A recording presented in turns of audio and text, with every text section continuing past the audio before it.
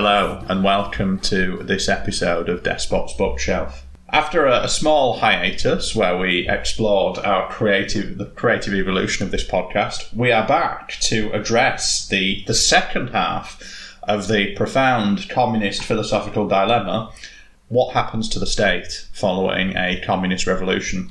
Lenin, in the last episode, we learned briefly, spoke about the state sustaining itself, building a proletarian state, and then somehow that withering away. But there was another way.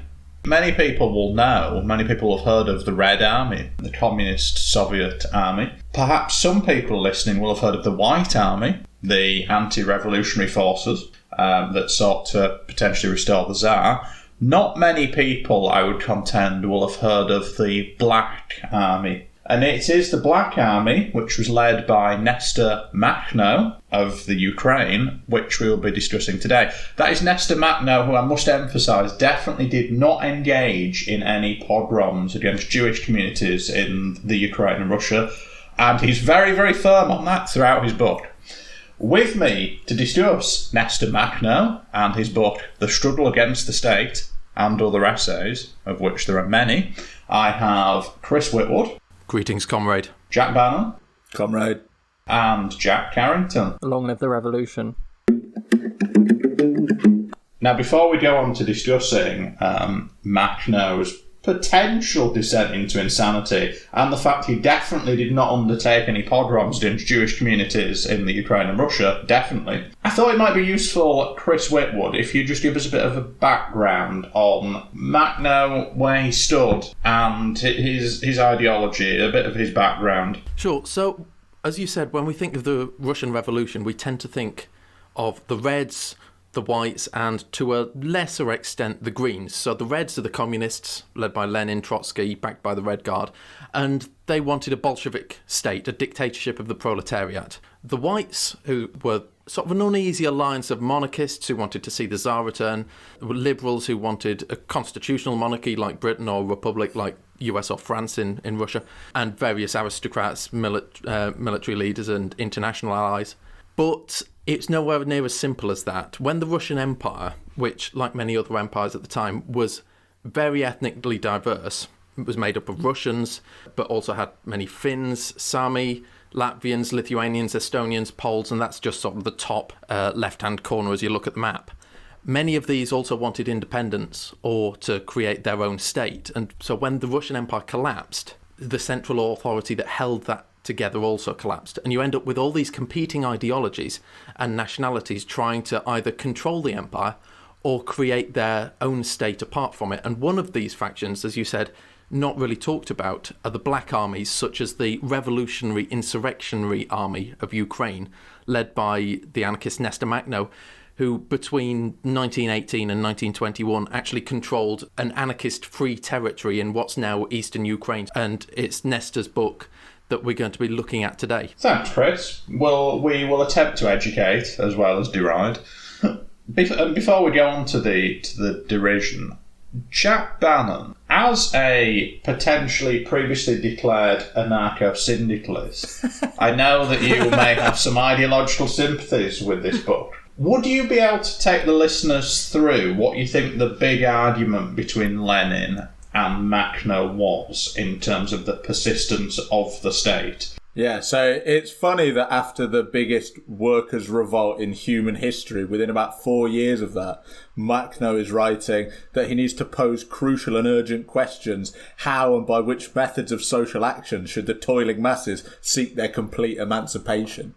So his basic view, and linking back to what Lenin said, is that the Bolsheviks took over the organs of power that already existed, but rather than withering away, as Lenin had assumed that they would, they have just perpetuated this power in a brand new dictatorship, and they have become the new bourgeois. So what Makhno basically says is that you need to have a ground level grassroots peasant movement to take over the state, destroy it in its entirety, and then rebuild it from the ground up. I think there's something in that. I think it was clear when you read it, he's furious at Lenin. I think it is Lenin as selling out, really. In that Lenin's big thing in the book that we reviewed last time was all about his argument that that anarchists were wrong and that you couldn't just collapse the capitalist state and then have free communist anarchy emerge from it. His argument was that you would collapse the capitalist state, have a proletarian strong state, the dictatorship of the proletariat, then something would happen, 3 question marks, and then the state would collapse and you'd have this wonderful anarchy.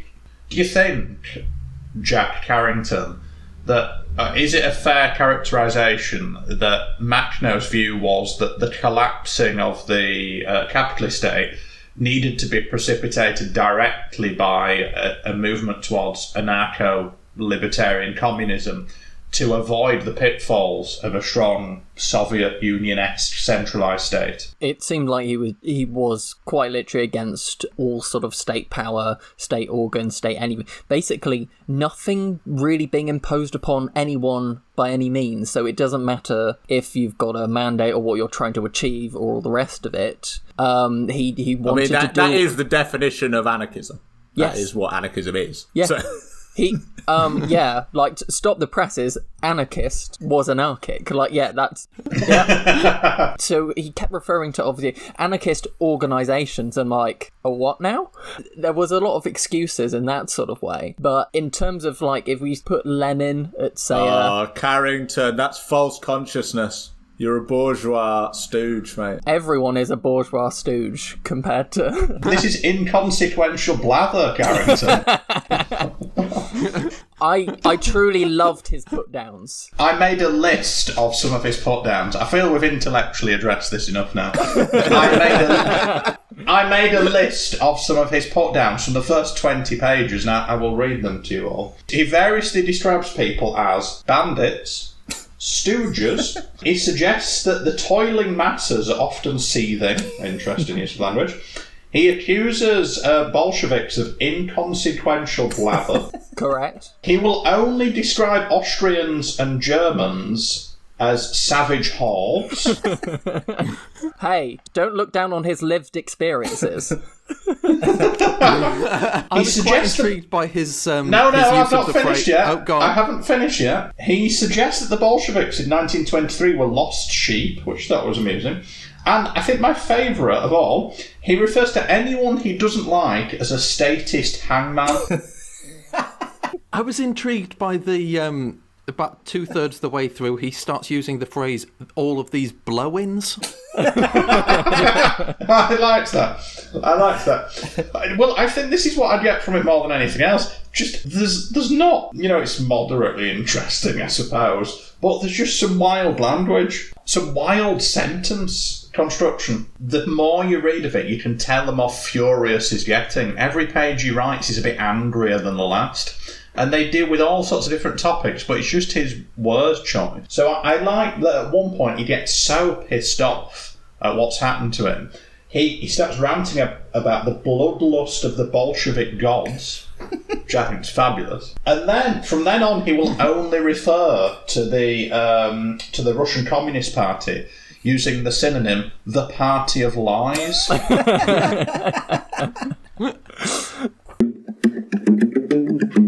Did anyone pick up on what's quite special about page 24? Page 24 was the first mention in all of the things we've read of the word despot. Makhno rails against despots. Who else, Carrington, is Makhno particularly interested in? And will you answer this question by reading the first sentence of page 28, Page please? 28 on it, Garth. Right, let me have a look. And I want you to reflect the punctuation in your recital. This is top scrolling speed right here now, and we're on page 10. I could use the sidebar slider thingy. Degenerate. I cannot actually, because it goes into a cursor and will not let me click it. In fact, I think it may have crashed at the moment. God. Let's just... Oh, I'm at page Jesus, 20. holy Christ. Carrington, I built a computer out of things I bought from teenagers on the internet, and it works better than your laptop. The speakers are wooden. They're actually made of wood, and it still works better. I do need a new laptop. Oh, we're almost there. Listeners, I'm so sorry. I've just gone a bit too far now. Sorry, and wait. Right, page 24. Page 28. Page 28. Oh, sorry, I haven't gone far enough.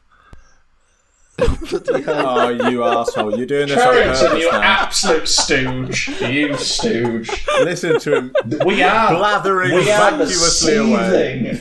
seething, toiling masses Oh, here. okay. Chapter title, opening paragraph is this, or do you want a different one?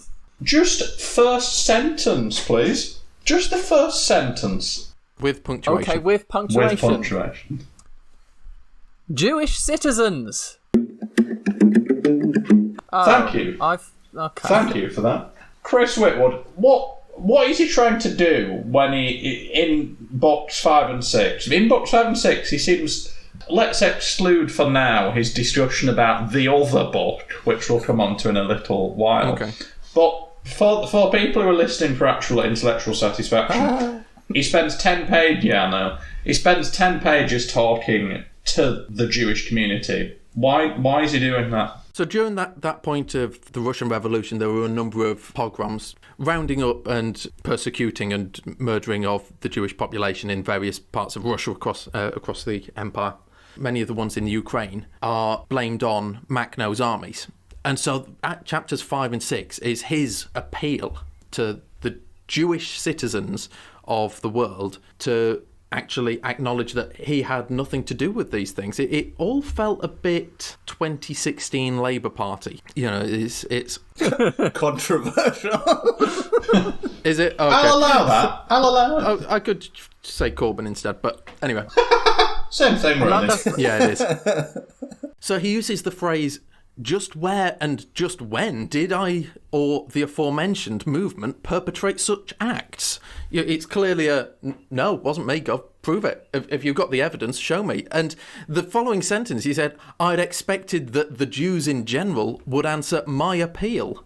Because, as any anti-Semitic conspiracy theorist knows, the Jews are one homogeneous block that all act in unison to control the world. Of course, Jack Bannon, someone thought he did have some evidence of bad behaviour on the part of Makhno, didn't he? Joseph Kessel wrote an interesting book.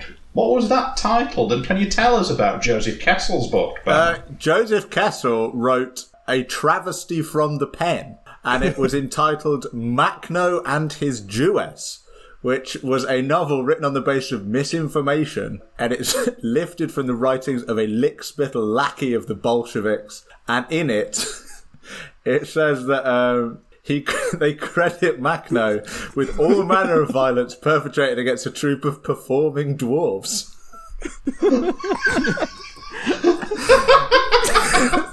So he's marauding around Ukraine, enacting pogroms against Jews and performing dwarves. They're the two targets of his ire.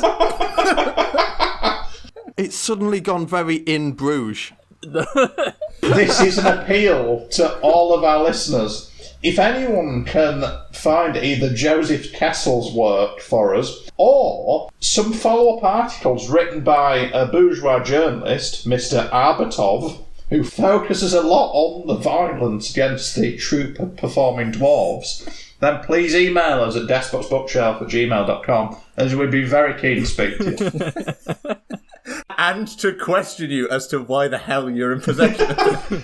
It's not on the internet. It's a book that is not on the internet.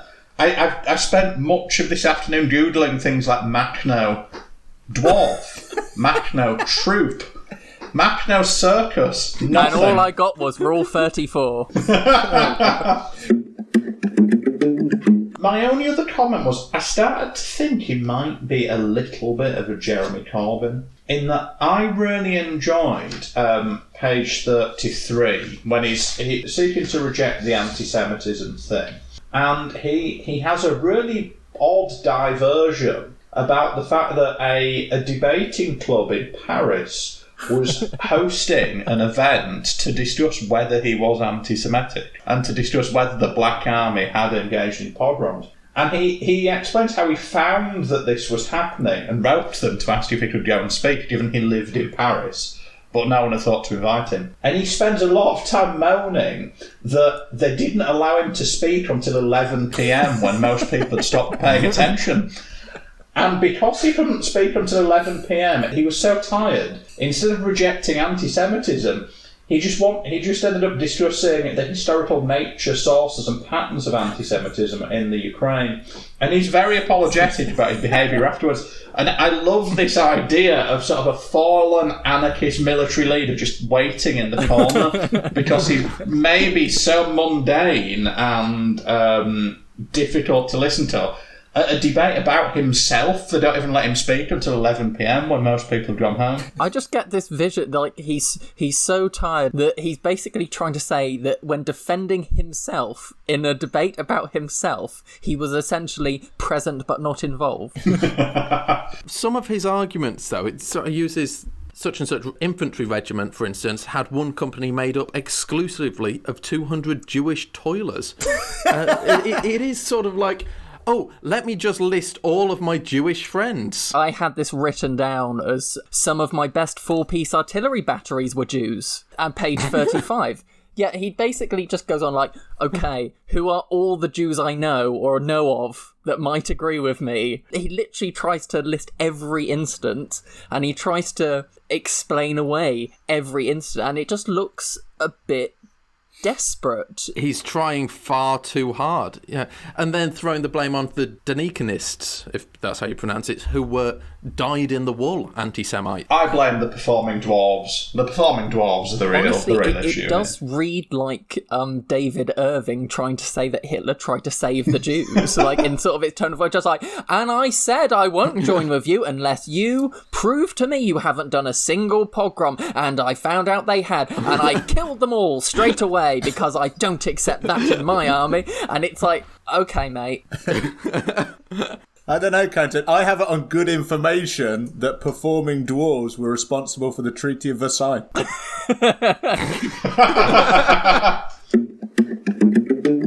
Was there anything interesting? And I'll come back to you, Bannon, given I previously outed you as a recovering anarcho-syndicalist. Was there anything interesting further on in the book about him actually giving a go at defending anarchism or explaining what anarchism was? Well, I like to come back to your talk about the pettiness of anarchism. I think there are a few things towards the start of the book that were really funny. He bemoans the fact that habitual disorganisation was very firmly rooted among most anarchists. And you think, no shit.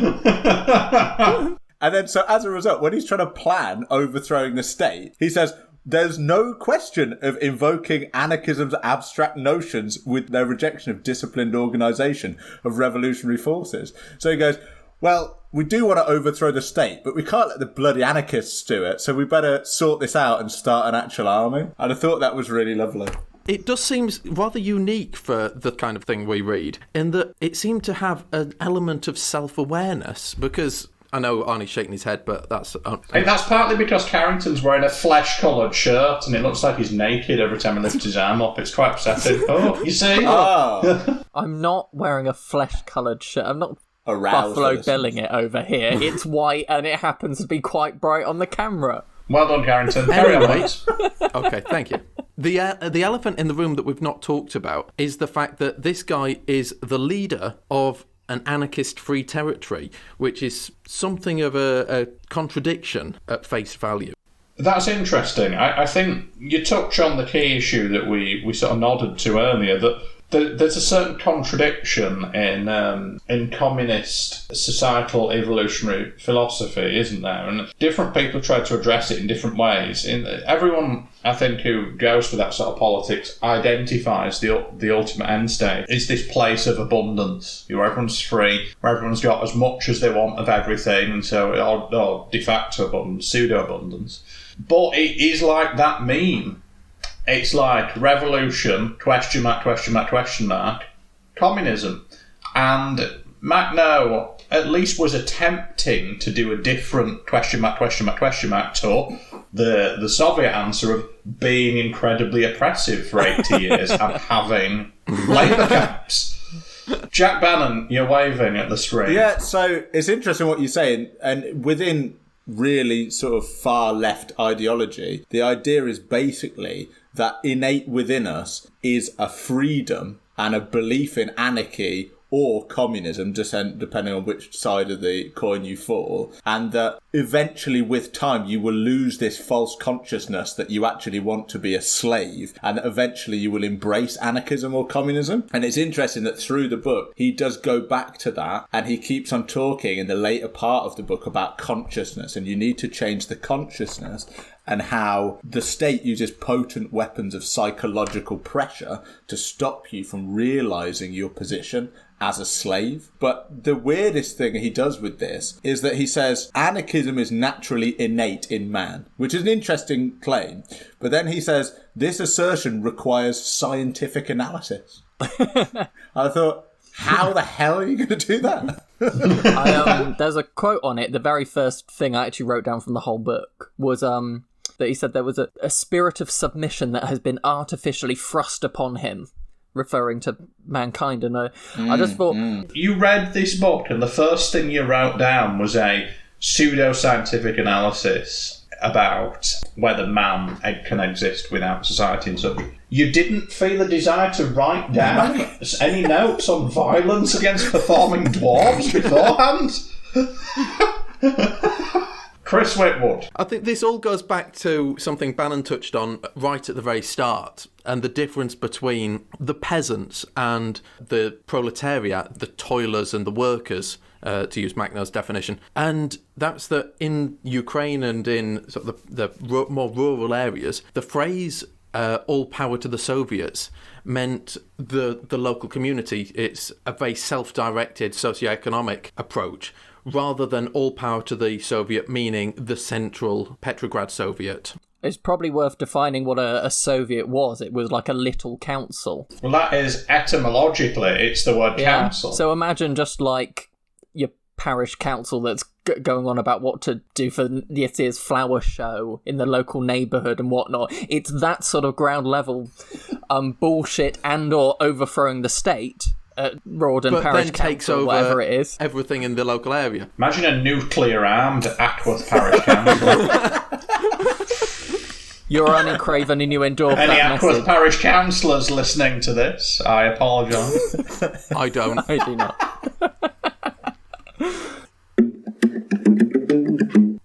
Was anyone else struck by the quote? I know this is Makhno quoting the Bolshevik Lenin, but the discussion about equality, Lenin uses the phrase, "Can we talk to peasants about equality? No, that's out of the question. For in that case, they would set about demanding the same rights as workers, which would be in complete contradiction with the dictatorship of the proletariat." I thought his approach to equality was quite interesting. In fact, for listeners, he devotes a whole book to equality and to critiquing the Soviet notions of equality. And I'd not quite perceived how quickly, because, you know, Kalinin was, I think, the first Soviet head of state, so this was really early stage Soviet stuff. The fact that Kalinin gave a speech to the, to the council, the Supreme Soviet, I guess, talking about how equality is a terrible thing, how it would be disgraceful if a worker and a party member were equal, had equality, because the party member deserved so much more, that how disgraceful it would be, that the peasant would have equality with the worker, as Chris says, because, of course, the worker deserves more.